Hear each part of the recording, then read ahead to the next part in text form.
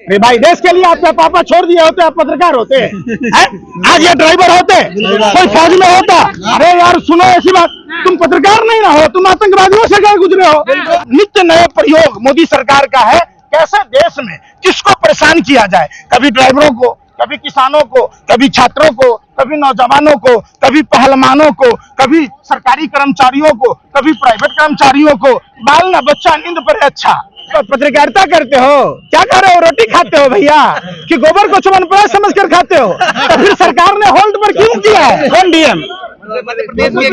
वो पगला है, वो भाजपा के वो पाठशाला में जाता होगा। अरे वो चोरी कर लेटर एंट्री से आईएएस कर लिया होगा। अगर आईएएस पढ़ा होता तो सब कुछ की जानकारी होती उसको। वो महामूर्ख है, वो सरकार की दलाली में बोल दिया होगा। उन दलालों की बात मत कीजिए। ड्राइवरों को कौन भड़का रहा है? ये कह रहे काला कानून है, अमित शाह कह रहे कि समझ में नहीं आ रहा इन लोगों को। देखिए, दो सबसे बड़ा नासमझ, रंगा बिल्ला की जोड़ी पूरे देश को परेशान कर रखा है।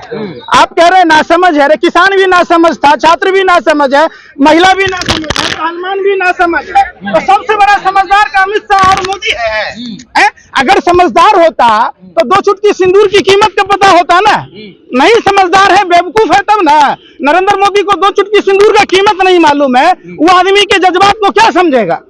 आप कह रहे हैं ड्राइवर की बात, भगवान श्री कृष्ण सारथी थे अर्जुन के। अगर सारथी सही नहीं हो तो आप गंतव्य तक, लक्ष्य तक नहीं पहुंच सकते हैं।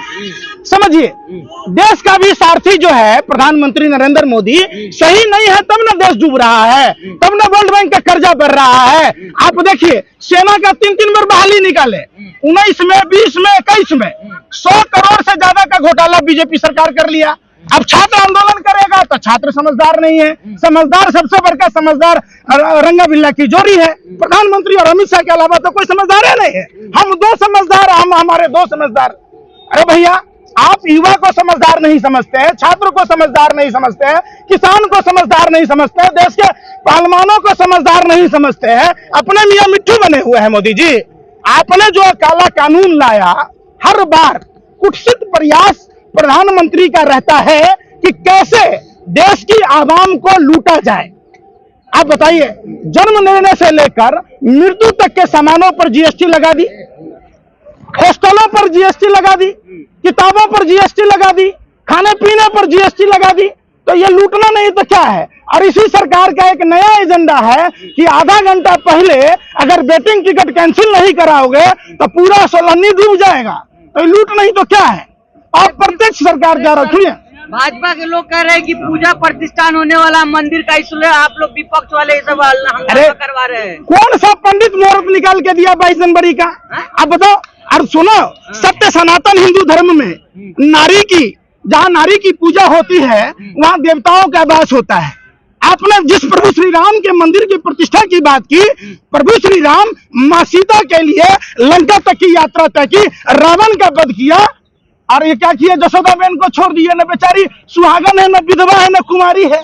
तो कैसे प्रभु श्री राम के मानने वाले हैं? और दूसरी बात आप समझिए, 22 जनवरी का कौन सा तिथि निकल गया जब जसोदा बहन है ये? अरे सुन लो यार, यही दलाली करना तो अपने। अरे सुनो, अरे सब दिन दिवाली, सत्य सनातन धर्म न खत्म हुआ है न खत्म होगा, था, है और रहेगा। मोदी के जैसे कितने आएंगे और जाएंगे, कालनेमी के जैसे कितने आएंगे और जाएंगे। हिंदू धर्म आज से है। अब ऐसी बात कह रहे हो आप, ये बात ना करो। आप आए हो अभी ट्रक चालकों के सम्मान में बात करो। 80% आबादी हिंदुओं की है, तो ट्रक चालकों की संख्या 80% तो हिंदू होगा। आप एक बात बताओ, तो किसको प्रभावित आप कर रहे हैं? 14% मुसलमान है, तो टेक्निकल लाइन में है, तो मुसलमानों को दिक्कत हो रहा है। अरे भैया, खामखा हिंदू और मुसलमान का एजेंडा चला रहे हो। हर प्रधानमंत्री की हर पॉलिसी, अगर किसान देश में है तो 80% हिंदू है, तो हिंदू ना सबसे ज्यादा किसान है। अगर बेरोजगारी है तो 80% हिंदू है, तो 80% हिंदू ना बेरोजगार है। तो फिर कौन समझाएगा? अरे भैया, क्या पत्रकारिता करते हो? क्या कर रहे हो? रोटी खाते हो भैया, कि गोबर को च्यवनप्राश समझ कर खाते हो? तो फिर सरकार ने होल्ड पर क्यों किया है? आप बताओ, होल्ड क्या होता है भाई? आपने तो कृषि काला कानून में भी होल्ड किया था। होल्ड क्या होता है? होल्ड किया, जैसे जसोदा बहन को छोड़ दिया वैसे ही होल्ड कर दिया। अरे कानून वापिस लीजिए, ये काला कानून है और देश के ड्राइवरों के सम्मान में पूरा जन्म से लेकर मृत्यु के बाद तक गंतव्य तक पूरे देश को पहुंचाने का काम देश के ड्राइवर करते हैं। और लगभग 65 लाख से 1 करोड़ के बीच में ट्रक और बस के ड्राइवर हैं। वैसे तो 22 करोड़ फ्लोर ड्राइवर है। देखिए 22 करोड़ जो ड्राइवर हैं उसमें ऑटो चालक, टैक्सी चालक समेत हैं। हमने सारे पहले भी जब धरना प्रदर्शन हुआ था, ड्राइवर मतलब आज के डेट में ऐसा बना दिया है प्रधानमंत्री ने। प्रधानमंत्री जी आप ड्राइवरी करके तो देखिए, आप ड्राइवरों की व्यथा तो समझिए। आज कहते थे हम चौका बर्तन करने वाली के बेटा हैं, बाप हमारा चाय बेचता था, स्टेशन पर गरम चाय करता था। अरे भैया तो आइए ना, आप पहले 85-100 करोड़ के फ्लाइट पर चढ़ रहे हैं, 80,000 का मशरूम खा रहे हैं, 10 लाख का सूट 5 लाख का बूट पहन कर 24 घंटा झूठ पर झूठ बोल रहे हैं। और नित्य नए प्रयोग मोदी सरकार का है, कैसे देश में किसको परेशान किया जाए, कभी ड्राइवरों को, कभी किसानों को, कभी छात्रों को, कभी नौजवानों को, कभी पहलवानों को, कभी सरकारी कर्मचारियों को, कभी प्राइवेट कर्मचारियों को। बाल ना बच्चा नींद पर अच्छा है, अगर बीवी ड्राइवरों को भड़का रहे हैं, औकात क्या है? अरे यार सुन तो लो। देखिए राहुल गांधी जी जब गए थे ट्रक पर, ट्रक ड्राइवर के साथ यात्रा किए तो नितिन गडकरी ने भी स्वीकार किया। देखिए ड्राइवर को अगर उचित अगर मिलेगा वातावरण तो वो सही रूप से गाड़ी चलाएंगे। और ड्राइवर का जो केबिन होता है वो केबिन में इतनी गर्मी लगती है, आप सोचिए जेठ की दोपहरिया में गाड़ी चला रहा तो कितनी विषम परिस्थिति में चलाता है। तो क्या ड्राइवर भारतीय नहीं है, ड्राइवर हिंदू नहीं है, ड्राइवर इंसान नहीं है? अरे यार कौन डीएम?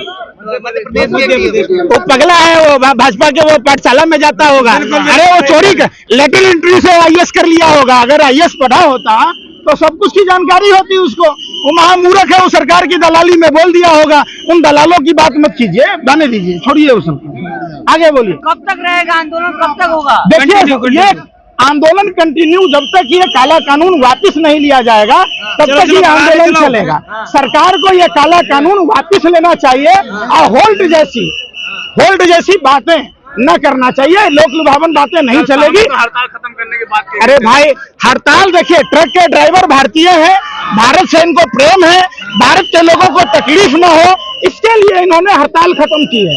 इसके लिए नहीं हड़ताल खत्म की है कि सरकार ने इस कानून को होल्ड कर दिया है, सीधा सा बात है। जबरदस्ती आप लोग बैठे हुए मतलब? अरे भैया सुन न रहे यार, मुंह का बवासीर है, सुन तो नहीं हो।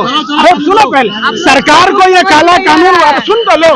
अरे कोई ड्राइवर एक्सीडेंट में अगर किसी तरीके की वारदात होती है तो सरकार को ऐसी योजना लाना चाहिए कि उनके परिवार का भरण पोषण कैसे होगा, या अपंग होने की स्थिति में उनको मानदेय भत्ता कैसे मिलेगा, इस बात के लिए बात करनी चाहिए। करके ही तो बना है। नहीं, कहाँ पर चर्चा हुआ भैया? सांसदों के साथ की चर्चा से तो प्रधानमंत्री डरते हैं, घर वाली से चर्चा नहीं करते हैं, अपने माँ बाप से चर्चा नहीं किए, 40 साल भीख मांग के खाए। जब माँ बाप से चर्चा करना था, जब एक पुत्र होने का धर्म निर्वाह करना था तो भीख मांग के खाए। जब उनको पति का धर्म निर्वाह करना था तब भी घरवाली को छोड़कर भाग गए। तो कौन सा राजा का धर्म निर्वाह करेंगे? देश के लिए। अरे भाई देश के लिए आपके पापा छोड़ दिए होते, आप पत्रकार होते आज ये ड्राइवर होते, कोई फौज में होता। अरे यार सुनो ऐसी बात, तुम पत्रकार नहीं ना हो, तुम आतंकवादियों से गए गुजरे हो।